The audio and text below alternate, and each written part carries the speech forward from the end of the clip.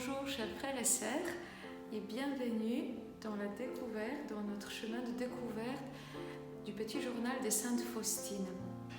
Aujourd'hui, nous allons voir un petit peu le début du journal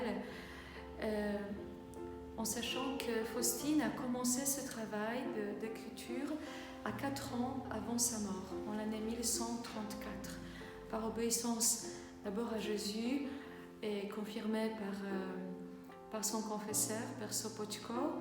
Elle se met au travail, il écrit ses expériences mystiques, elle décrit les apparitions du Seigneur.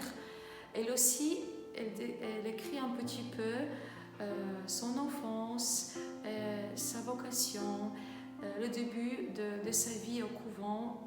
Et voilà, cette grande richesse que le petit journal nous apporte contient plusieurs domaines, on va dire, dans la vie de Faustine et par rapport au message de la miséricorde.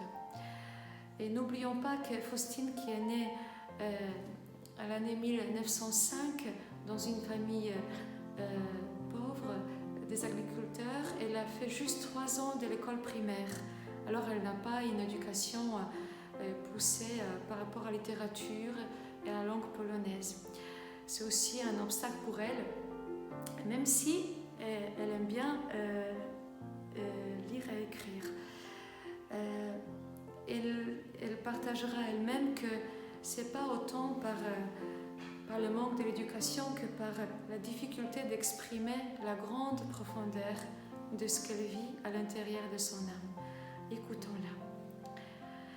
Je dois mettre par écrit les rencontres de mon âme avec toi, ô mon Dieu, dans les moments particuliers où tu te manifestes à moi. Je dois écrire à ton sujet, ô toi qui es inconcevable dans ta miséricorde envers ma pauvre âme. Ta sainte volonté est la vie de mon âme. J'ai reçu cet ordre de celui qui tient ta place auprès de moi sur cette terre et qui m'explique ta sainte volonté. Jésus, tu vois comme il m'est difficile d'écrire et comme je ne sais pas exprimer clairement ce que je vis dans mon âme. Oh mon Dieu, la plume peut-elle décrire ce pourquoi parfois il n'existe pas de mots? Mais tu m'ordonnes d'écrire, mon Dieu, et cela me suffit. Merci Sainte Faustine pour ton obéissance et merci pour cet héritage spirituel que tu nous as laissé dans ce petit journal. Et chers frères et sœurs, nous pouvons aussi avoir notre petit cahier spirituel où nous allons écrire les grâces que nous recevons du Seigneur, où nous allons mémoriser aussi les conseils que nous recevons pendant les rencontres avec des prêtres, avec nos guides spirituels.